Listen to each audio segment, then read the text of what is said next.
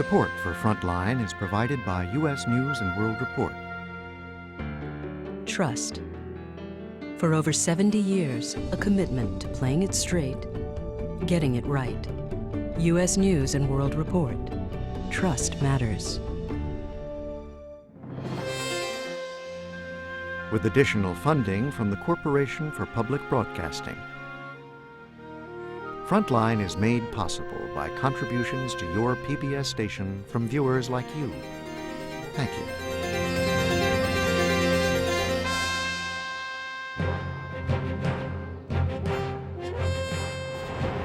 I'm a very angry woman that this medicine have destroyed my health. Each year, toxic side effects from prescription medicines injure tens of thousands of Americans. And sometimes it becomes big news.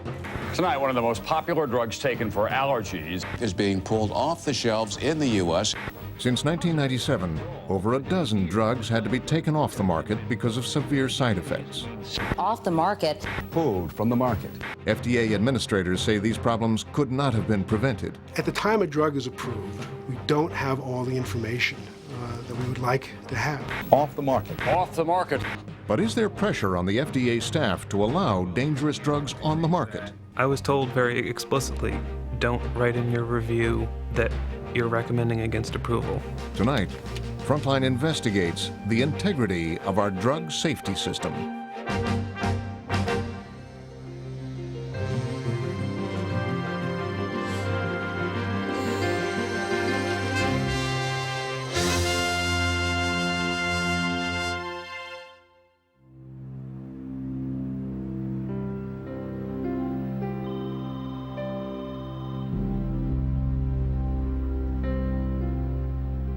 Outside Washington, D.C. sit the main offices of the U.S. Food and Drug Administration, the guardian of drug safety in America.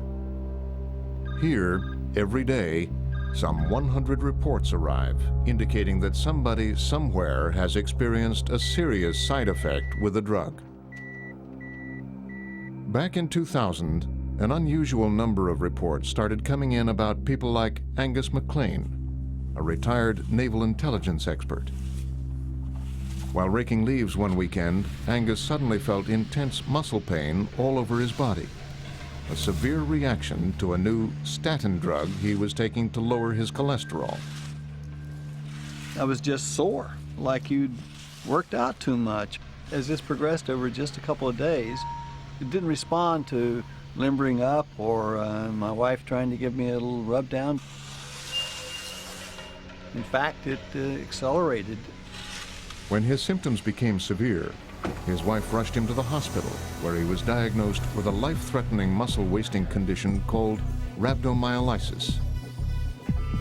It's a rare side effect that can cause a person to lose vast numbers of muscle cells, which then have to be eliminated from the body. Angus required emergency kidney dialysis.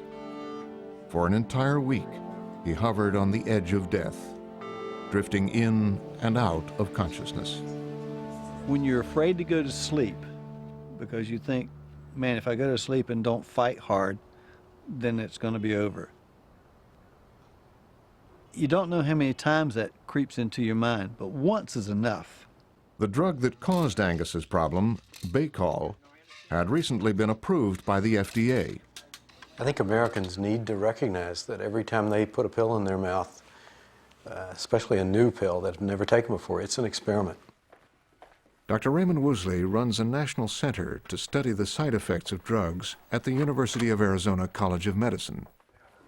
Good morning. He worries that most people don't understand how much about new drugs is unknown. When a drug goes on the market, only about 3,000 patients have ever been given that drug. We will never know all the toxicity that can occur, especially the 1 in 10,000 or the 1 in 20,000 that could be seriously harmed. Our detection of that will only happen after the drug is on the market and exposed to huge numbers of patients. Precisely because of such uncertainties, there's a special division at the FDA to monitor drugs after they go on the market. I'm calling from the FDA, the Office of Drug Safety. I'm calling in regard to a report that you had sent in to us earlier this year. The patient went into renal failure and want to The get safety some office at the info. FDA is staffed by about 50 pharmacists, doctors, and epidemiologists, plus support staff. They find out about what's going on in the outside world through MedWatch reports. Director of the division, Paul Seligman. We receive approximately 1,000 reports every day at the FDA.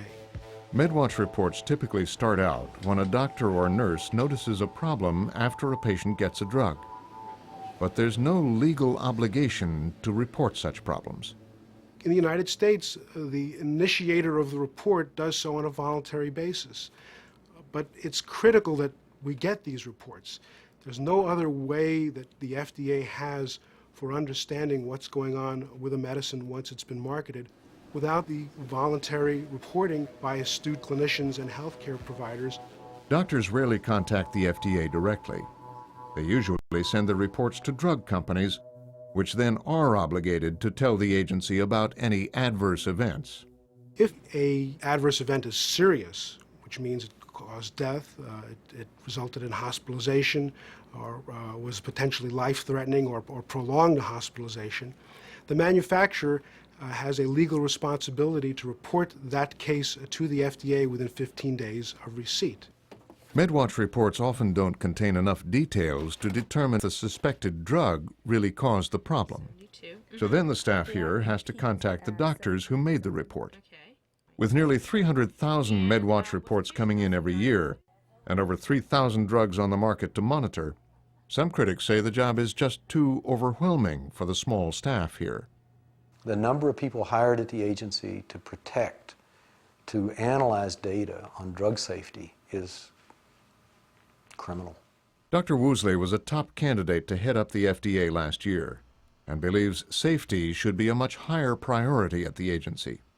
The teams that are needed to do drug safety are infinitely more than what they've got right now.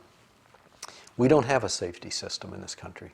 It's indicated for the treatment of hypertension. It may be used alone. Dozens of new drugs come onto the market each year, continually adding to the FDA's burden. How is cholesterol metabolized? Some are completely new, while others are variations on existing products, like the many statin drugs, which are hugely popular for lowering cholesterol. America spends some $12 billion a year on statins, so there's a strong incentive to enter this competition with new products. And health insurers are always looking for cheaper alternatives. Which brings us back to the story of Angus Mclean.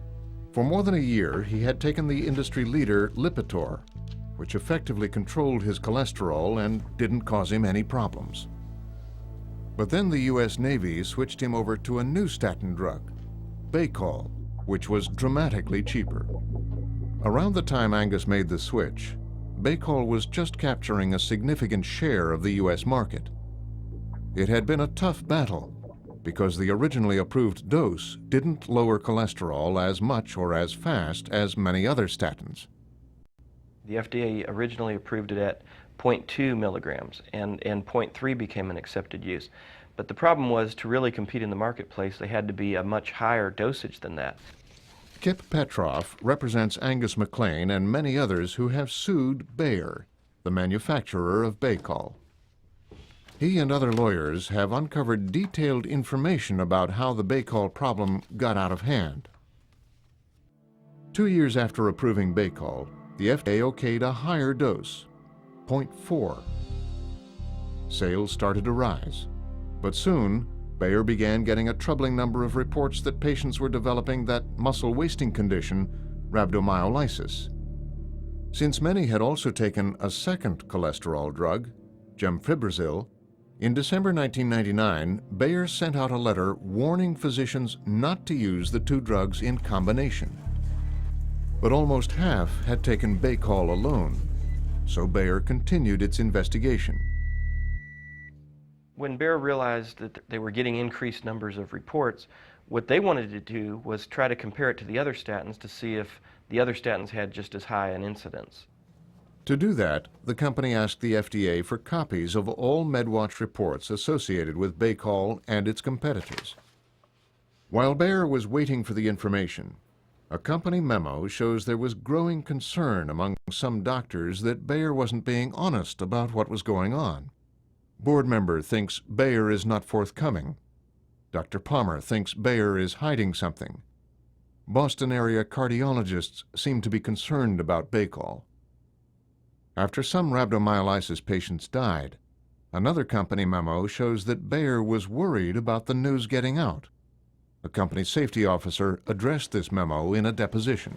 Was there some effort being made at Bayer to try to keep information regarding these deaths related to Baycol quiet? No. Doesn't this, that ends with so much for keeping this quiet, doesn't that imply to you that somebody at least wanted to keep this quiet? Objection form. I don't know what the context was. I can't get into the mind of the writer. Well, the context is right here. There's widespread concern, people are hearing of things, and so much for keeping this quiet. In the spring of 2000, Bayer received and analyzed the MedWatch reports it had requested from the FDA. Company officials compared Baycol with the industry leader Lipitor and got discouraging results. For every 100,000 prescriptions given without other cholesterol drugs, Baycol had 20 times more reports of rhabdomyolysis than Lipitor, also known by its chemical name atorvastatin.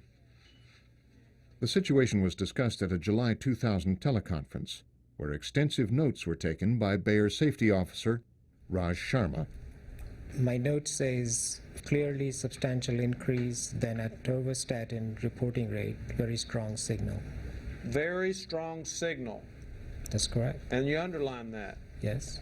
A signal is meant to alert you to act, and there were people at that time in the middle of 2000 who, according to their own memos, we would do something now, is what some of these people were saying. If I had been at that meeting in July of 2000 and asked you, Dr. Sharma, can you tell me if you think this drug is safe? You would have said, I don't know. Objection. In July of 2000, wouldn't you? At that time, we did not have a complete data to say whether it is safe or not safe. What the drug company chose to do was study it further and continue marketing the drug as aggressively as possible. And that's where they crossed the line in terms of drug safety. At the head office of the FDA's drug division, Frontline asked Deputy Director Stephen Galson if anybody at the FDA knew about the Lipitor-Baycol comparison. We weren't aware at that point of the difference between Baycol and the other similar classes of drug. Our expectation is when a company becomes aware of a specific problem with their drug, they come to us. With the FDA in the dark about Bayer's MedWatch report analysis, in the summer of 2000, the agency approved sales of Baycol 0.8, an even higher dose that Bayer needed to compete effectively against Lipitor. David Archer was one of many patients put on the new Baycol 0.8 dosage. He also was switched over from Lipitor, and his wife Lucy remembers that her husband was in excellent health until he began taking Baycol. David was always very active. He would chop trees, he would do a lot of things. But then as he was taking the Baycol, I noticed as we walked especially, he would complain about his toes, then he would complain about the calf and his legs, and then his muscles and the back. Finally, it got so that he just couldn't seem to bend over to put his socks on and shoes. And no way had I ever thought that this Baycol was doing this. He took it October, November, and December, he was gone. He should have never died. Lucy Archer's husband died more than 5 months after Bayer had strong indications their drug might be less safe than Lipitor.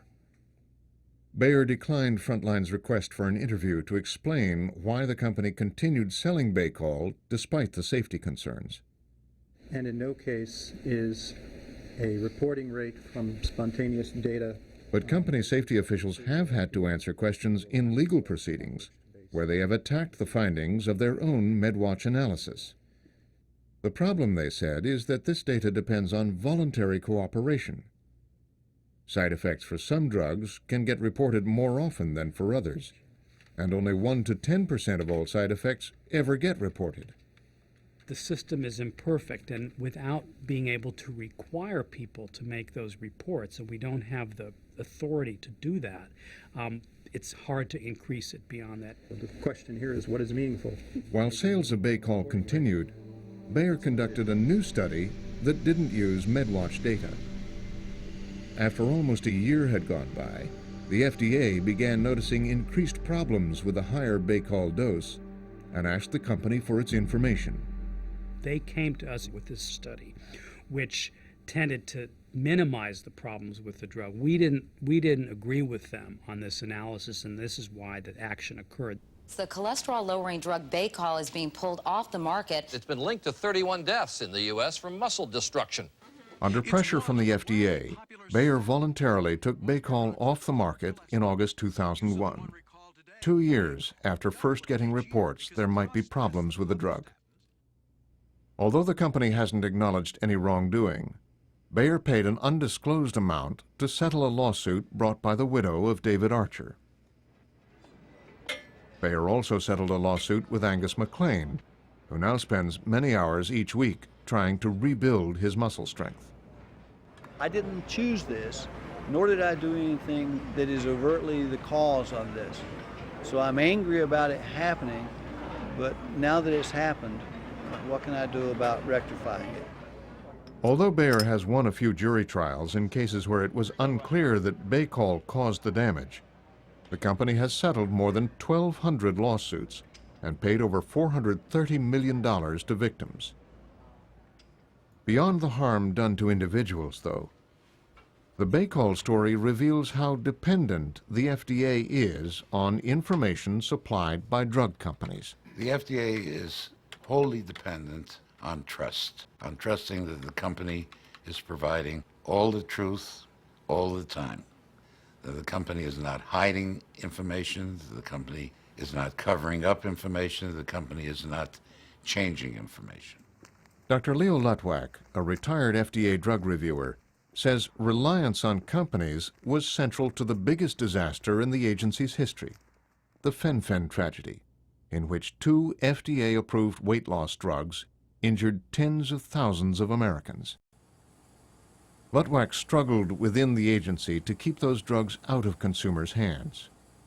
I felt it was an open-shut case. This was a dangerous group of drugs with very little, if any, benefit, and that they should be immediately removed from the market, removed from use, discontinued, disappear. Well, that didn't happen. I became disturbed. I became concerned about the system. I became concerned about the drug company's role in this, and I was particularly concerned with the potential effect on the thousands of millions of people who would be using the drug. Take a big, deep breath for me. Mamie Johnson from Houston, Texas, was just the sort of person Lutwak worried about when he considered the dangers of those diet drugs. Deep breath. I was really ready to lose some weight. That was the main reason I got on the Fen-Phen, because I thought it was a safe drug. Mamie started taking Fen-Phen in 1995.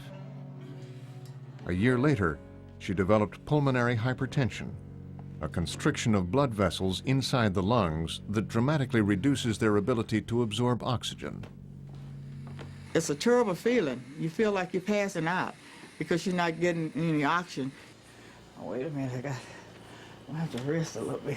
And then you start aching in your chest and your arms, and your fingers and things become numb. Oh, Lord. And right now, it's still, after me getting my wind back, it's still a pain up in here. Curtis, you need to turn that oxygen up all the way. The only cure is a lung transplant, but Mamie's overall condition made her ineligible. It's a very serious disease. And you know yourself, without your lungs, you can't live. It's no future. You know, death is soon. The Fen-Phen Mamie and others took wasn't actually a single drug. It was a combination of fenfluramine, sold under the name Pondamin in the U.S., and phentermine, thus the name Fen-Phen. Both were diet drugs, but only Pondiman caused pulmonary hypertension, which was thought to be an extremely rare side effect. In the early 90s, the maker of Pondiman, Wyeth, and a partner company asked the FDA to approve an updated version called Redux, already on the market in Europe. Because it was so similar to Pondiman, Lutwak, in his review of Redux, investigated how much of a pulmonary hypertension risk it would pose. When I started looking at the actual reports, it didn't seem that rare. And I was told by the company that, no, this just doesn't occur in enough individuals to make it worth being concerned about.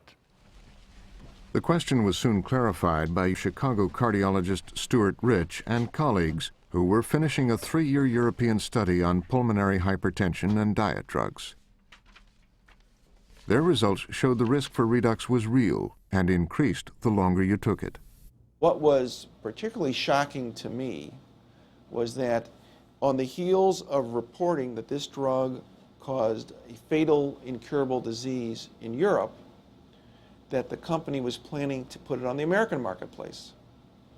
When I had heard this, I said, well, you can try, but it's never going to get in this country. The FDA would never permit a drug that had little benefit, terrible risk on the American marketplace. The FDA is your watchdog that looks out for your safety. FDA reviewer Lutwak also believed the agency would not approve the drug.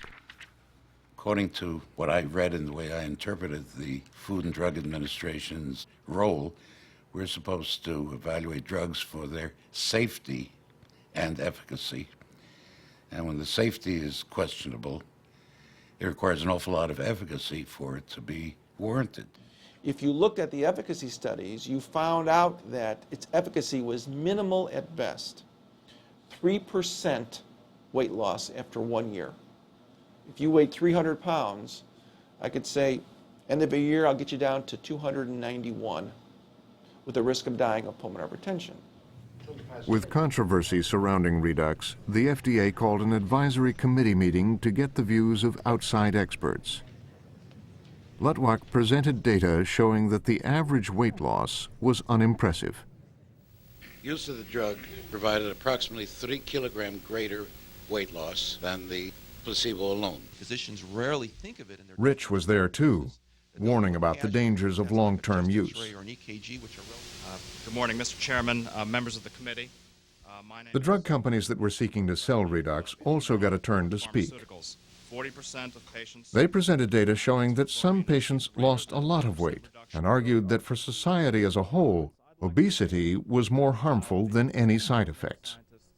Eventually, the 11 committee members had to come up with a recommendation, which the FDA could either accept or ignore. Let's go then to the second question. Is the evidence of safety sufficient to warrant approval for long-term use?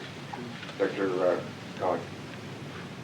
My answer is no, and again. The committee voted unsafe, so they voted thumbs down for safety. I hope that we do a phase 4 study. But they were leaning towards yes for efficacy.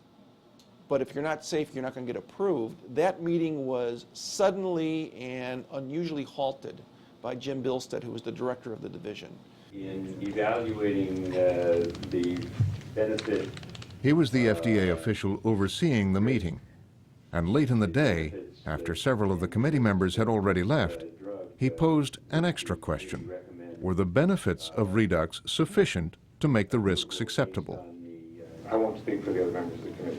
Okay. It was a rather unusual move, but some of the higher level managers, administrators at the FDA announced that a second advisory committee meeting would be held to review this in a few months. It was at the other meeting where none of the consultants were invited to come back and testify that was approved 6-5 in favor.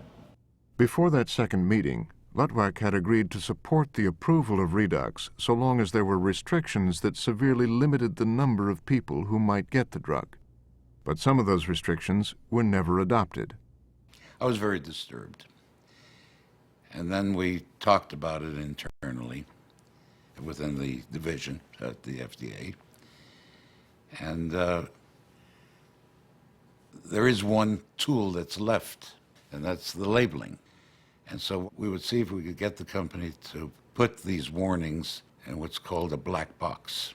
About 10% of all drugs have black box warnings, and these always appear at the beginning of the information sheets that come with drugs. Such warnings are never good for sales, and Wyeth documents show the company wanted to do everything possible to avoid a black box on the Redux label. A top Wyeth executive explained the company's view in a deposition. We have many responsibilities as a company. We have responsibilities to patients. We have responsibilities to those in the company, to those who support the research of the company, to shareholders, that we accept and produce appropriate black boxes, appropriate labeling. And there are many reasons, and to sacrifice a company's sales just for the purpose of accepting an approval with the black box is not a responsible action. When the FDA sided with Wyeth, people at the company were jubilant. Leo Lutwak was devastated. I thought it was wrong that the company was allowed to have a second chance at the advisory committee. I thought there were wrong decisions made. I expressed that. I started feeling enough heat to make me recognize that my opinions were not only not respected, but they would be disregarded and pushed out of the picture. So Redux entered the market, joining the related drug, Pondamin. Now it was up to the FDA's MedWatch system to monitor any serious side effects of both drugs. The agency would soon be put to a severe test. The story begins in Fargo, North Dakota, at a small regional medical center. Hi, Marley. My name is Karen. I'm going to do your ultrasound here this afternoon. Ever since 1994, when millions of Americans began taking Pondamin as part of the fen-phen craze, young women were showing up here with strange heart problems. Most of the patients that we saw came to us because they had a new murmur. There was an extra sound in their heart that the physician hadn't heard before. Each time a new patient came in, echocardiograms were ordered to get a better look at their hearts. Over the course of 2 years, Karen Berger and fellow technicians saw 10 young patients with heart valve problems. With every heartbeat, blood was rushing around their valves in the wrong direction. I just was struck by the unusualness. It was just very curious. We commonly see that in the elderly. The valve will get stiff and not open or close properly. But these patients were very young, and it just didn't fit. Karen's curiosity led her to ask the very first patient if she was taking any medications. Marley Seward answered fen-phen. I was taking fen-phen because I was morbidly obese. I was well over 100 pounds overweight, and this looked like the solution according to my doctor. There was some media, probably about 6 months after I started with it, on how fabulous this product was, and it was touted as a miracle drug. What about a pill that tells your brain you're not hungry? And I had to agree, because I was having the results that they said you were going to have.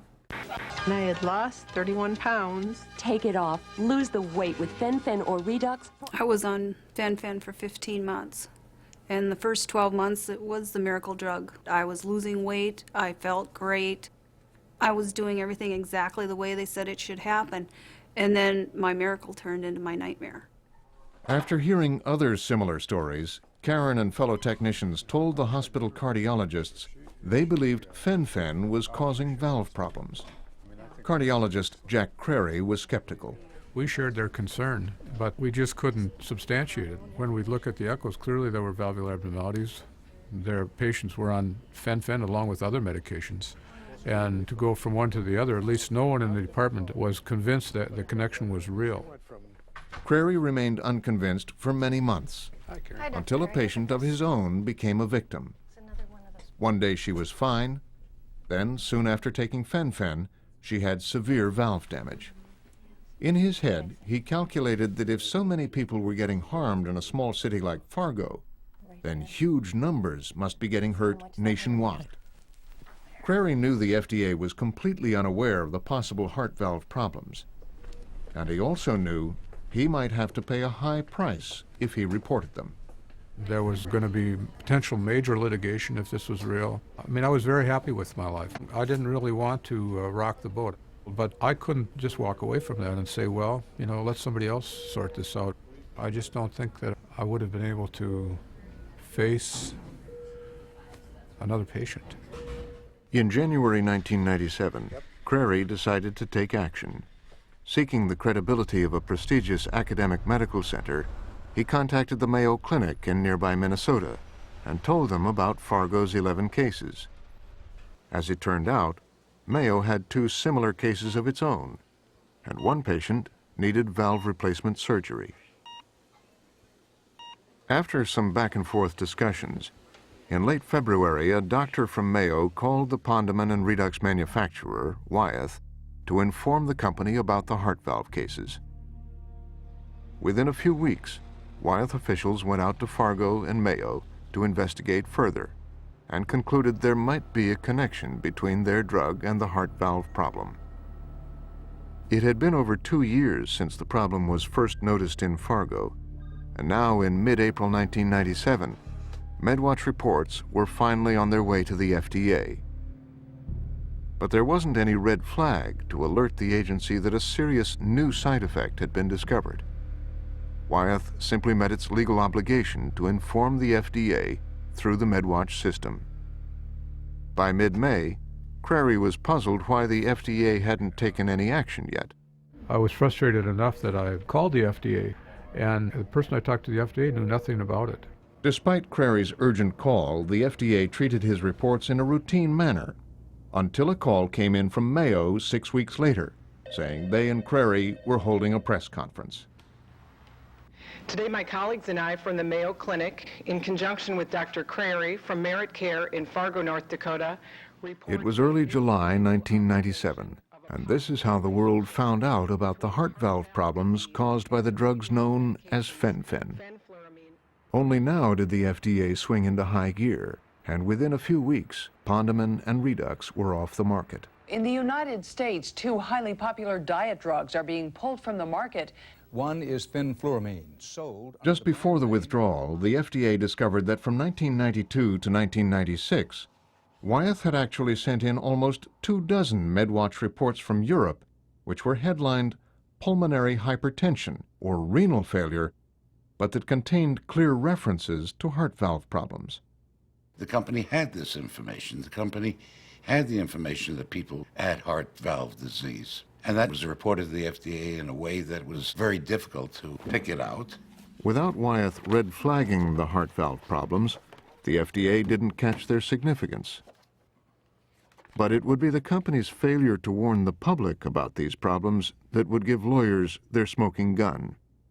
So who knows where the FDA box is? It's a whole box of FDA documents. I've got that in my office. Okay.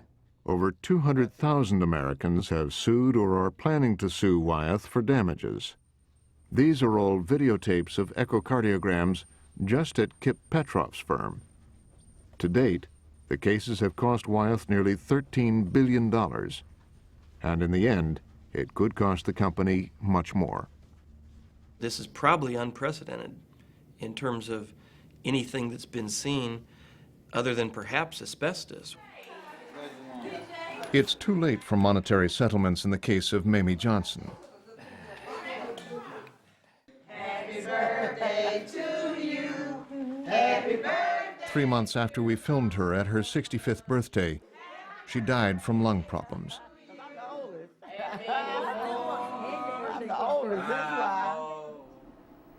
As for Marley Seward, someday soon she'll probably need surgery, with all its risks, to replace her leaky heart valve.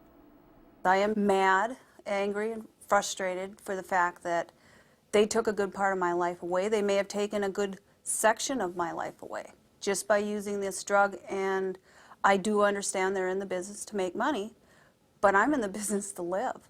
Wyeth declined Frontline's invitation to be interviewed for this program, but in a written response to some of our questions, they said the company issued appropriate warnings about Pondeman and Redux in letters sent to doctors and in the general cautions part of their labels.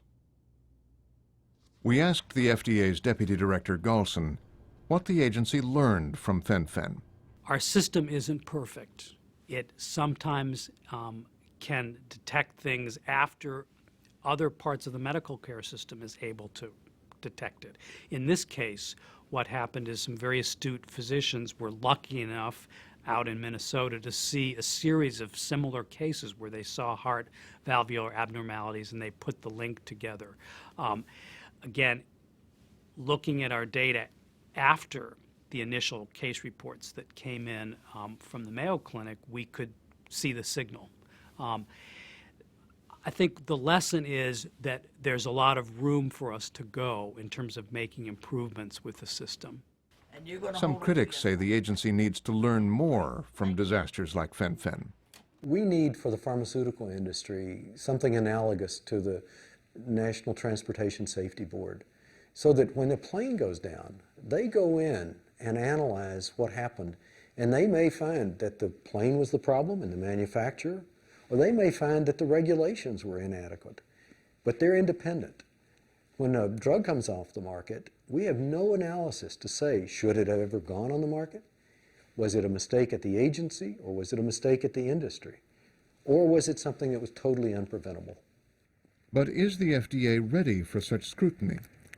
In the aftermath of Fen-Phen, Leo Lutwak says he was actually punished for having opposed the drugs. I didn't expect the Congressional Medal of Honor for this. I didn't even expect a $50 bonus for it. But it would have been nice if somebody had said, hey, you did a good job. And the opposite happened. I found myself trivialized within the FDA, and I was reassigned to areas that I found very dull, unrewarding. Lutwak retired from the FDA a few months after Frontline interviewed him, and he is now consulting for plaintiffs' lawyers. Before he could issue a citation against the manufacturer... Back in the 1930s, when the FDA was originally set up, scientists there were encouraged to be skeptical about the claims made by companies.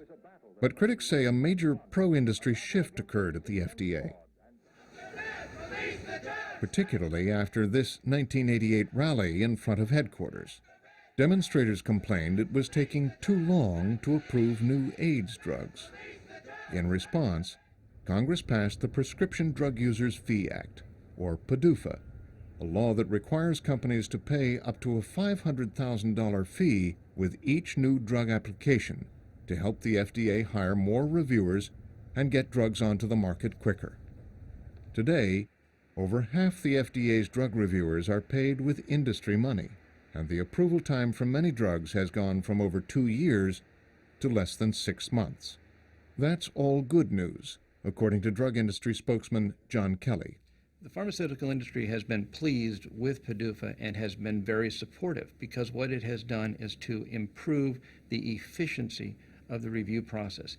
It's in the pharmaceutical industry's interest and in the public's interest to have that review process as thorough and effective as it can be. The culture at the FDA has become please the industry, avoid conflict, look upon our role as getting out as many drugs as possible. Sidney Wolfe of Public Citizens Health Research Group in Washington believes industry funding has created an FDA that's reluctant to challenge company claims about safety and effectiveness. This system has created a very unhealthy relationship between the industry and the FDA, where the FDA says, we have to be nice to these people because they are paying our bills. Michael Elishoff thinks this new relationship partly explains what happened to him at the FDA 3 years ago when he opposed the approval of a new anti-flu drug called Relenza. Who is it? It's me, influenza. You know, the flu. Coming in. Simply stated, Relenza just didn't work in the United States clinical trials. It really had no effect at all on the symptoms of influenza. It had no effect on influenza complications. Introducing Relenza, a new prescription medicine to help you start feeling better sooner. It maybe knocked half a day or less off the duration, and even that wasn't established statistically. So it was pretty much no different from placebo as far as efficacy. Those with chronic lung disease or asthma may experience wheezing and should... What also bothered Elishoff was a life-threatening side effect that caused some users to have trouble breathing. Relenza is an antiviral medicine that's inhaled. You should be shown how to use the inhaler. One of the concerns during the review was that Relenza had the potential to cause bronchospasm or constriction of the airway, and it was observed in several patients in the clinical trials. To sort things out, the FDA called an advisory committee meeting. Elishoff told the panel of 17 experts that Relenza had little benefit and real risk. Ultimately, they decided that it was not worth approving, voted 13-4 to reject the drug. The next day after the advisory committee, several people in FDA management told me that they blamed me for the drug getting turned down at the advisory committee, that I wouldn't be allowed to present at the advisory committee meetings in the future for any other drugs. Elishoff still had to write up a formal review of Relenza, and here he says he got reined in again. I was told very explicitly, don't write in your review that you're recommending against approval. Write that the data is unclear, you could go either way. So it was quite explicit. Where Elishoff wrote that patients would be exposed to risks while deriving no benefit from the drug, supervisors weakened his report to say that safety data should be considered in making risk-benefit decisions. In the end, the FDA approved Relenza after the manufacturer, Glaxo, sent the agency a strong letter complaining that Elishoff was judging their drug by stricter standards than what had been agreed upon before the review began. 9 months later, the FDA forced Glaxo to put a new warning on the Relenza label, saying that deaths and injuries can occur from bronchospasm, the very thing that worried Elishoff. By then, Elishoff had left the agency after working there 5 years. He says his experience wasn't an isolated example of an FDA scientist being asked to brush aside bad news about a drug. In nearly all the cases I was familiar with, both that I worked on and other people in my division worked on, there would be a pressure to approve those drugs or soften the language in the reviews, soften the language in the labels, so that they could have a more easy justification for why they're approving it. So I'd say it was very common. Frontline asked the FDA's Stephen Galson about Elishoff's charge. We're certainly not proud to hear that there's anybody that has opinions like that, but we just don't think it's average or even reflective of what most people think. We wouldn't condone anyone being asked to change their review. I think the idea of forcing someone to change something that they've written or something that they've analyzed is highly unusual. It's a joke. I mean, it happens all the time. I guess the only reason it doesn't happen as frequently as it might otherwise is people start censoring themselves. That they say, okay, after the first time I've noted a problem and it's been glossed over, well, why bother the second time? An investigation by Sidney Wolf's Health Research Group revealed that charges like Elishoff's are common at the FDA. In the context of the large number of drugs that had to come off the market in the late 90s, we did a study of physicians at the FDA who are in the drug approval division and found that between them, they had identified 27 drugs that they thought were too dangerous to come on the market, but those drugs were approved over their objection. In late 2000, soon after the Health Research Group study was published, the FDA completed its own survey about morale at the agency. Frontline obtained the results of this internal study. Among those who responded, a number said their reports were edited and they had been asked to change negative opinions about pharmaceuticals. 1/3 said they feared being stigmatized if they recommended that a drug not be approved. And 1/3 also said that they were uncomfortable expressing differing scientific opinions. I don't think it's characteristic of how our scientists feel. For one, this is a 3-year-old survey. For two, it was not done as scientifically as some of the more recent surveys that we've seen in the last few years. The people that work here are challenged, they're gratified, and by and large, they enjoy what they're doing. Whether or not there are morale problems at the FDA, administrators insist safety is not being compromised. For the consumer, they need to understand that the FDA's mission is to ensure that drugs are safe and effective before they are approved for marketing, and that the vast majority of medications meet that very high standard prior to their approval. We have, in this country, achieved extraordinary benefits from the use of pharmacologic agents. We as a society are living longer, and that in large measure is due to the high quality of the medications that we as a nation receive. To demonstrate how seriously safety questions are taken at the FDA, administrators invited us to film a staff meeting about a drug that recently went on the market. Now that the drug is available and it's being used by larger numbers of people, in fact, there are rare but severe cases of liver toxicity. The meeting was held just for our cameras, and the name of the drug was kept secret. But the staff members took positions they had argued at a real meeting a little earlier. None of the drugs that are available to treat this disease really provide a perfect remedy. But this drug has a safety problem, and to the best of our knowledge, we don't think that that problem exists with similar drugs of this class. So the question was, what action should the FDA take in light of the drug's association with liver damage? The safety problem is real, and at the very least, we should inform clinicians that this is what we see and this is what they expect, because this is a lifetime therapy we're talking about.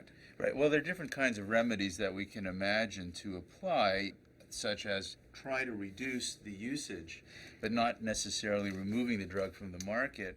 The leader of the meeting, who used to work in the approval part of the FDA, proposed letting the company keep its drug on the market, provided it conducted more studies. My concern will be, I think, the time of the action. I certainly wouldn't want to wait for 5 years and deal much more reports of this kind of severity. Do you favor that we should give strong consideration to asking the company to consider withdrawing this drug? This is what I would suggest, yes. And your reasoning is that there are potentially other alternatives? Yes.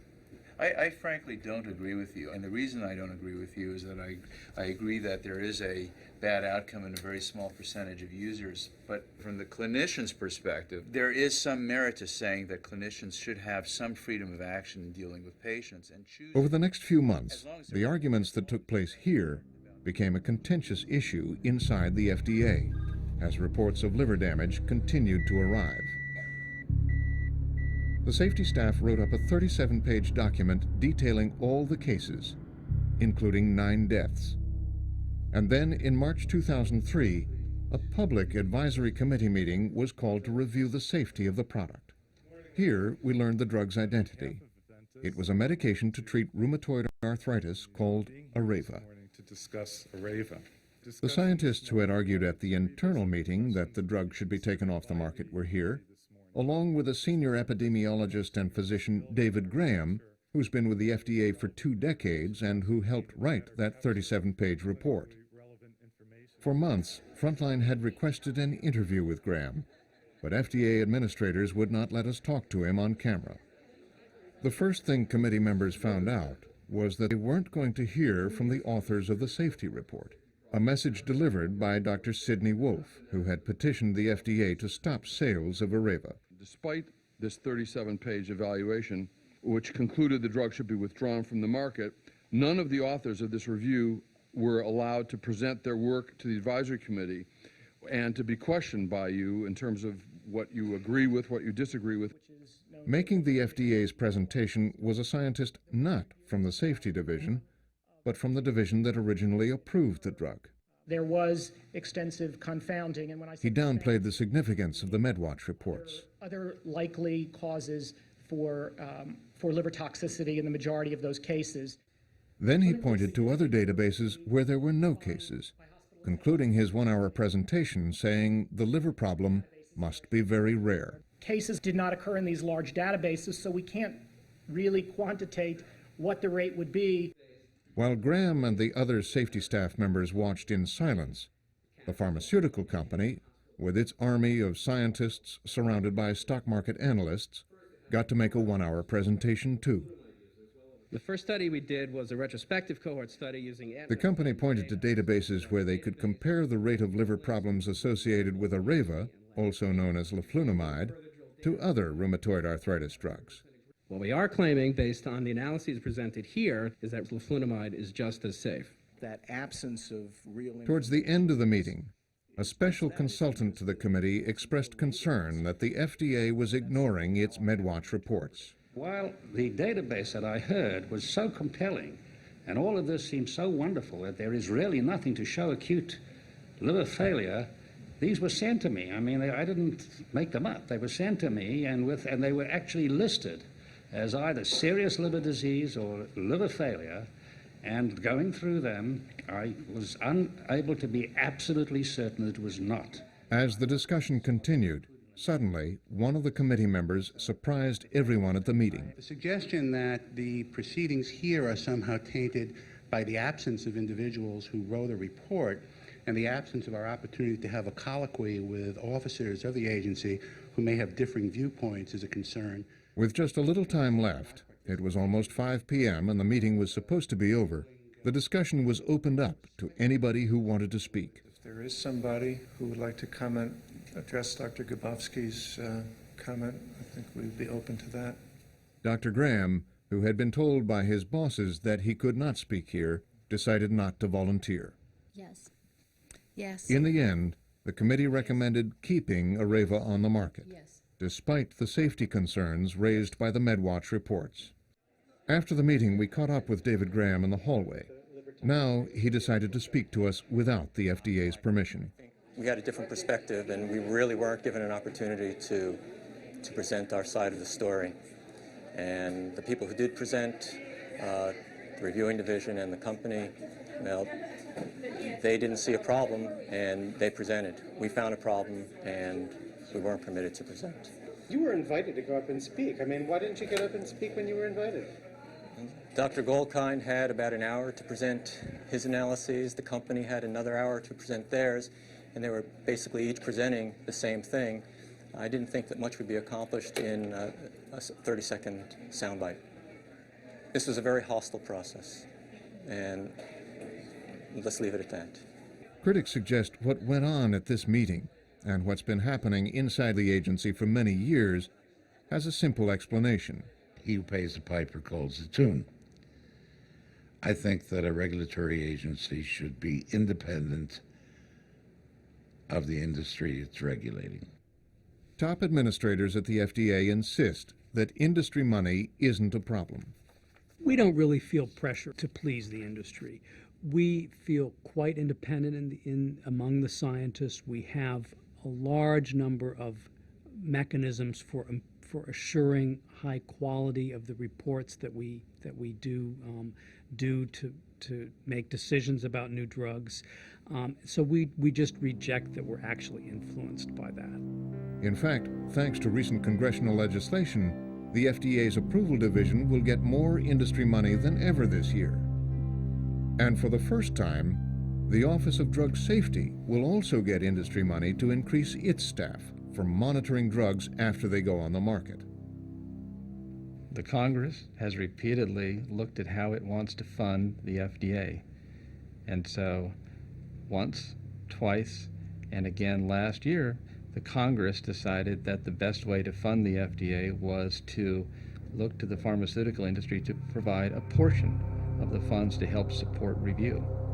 That's the decision of the Congress.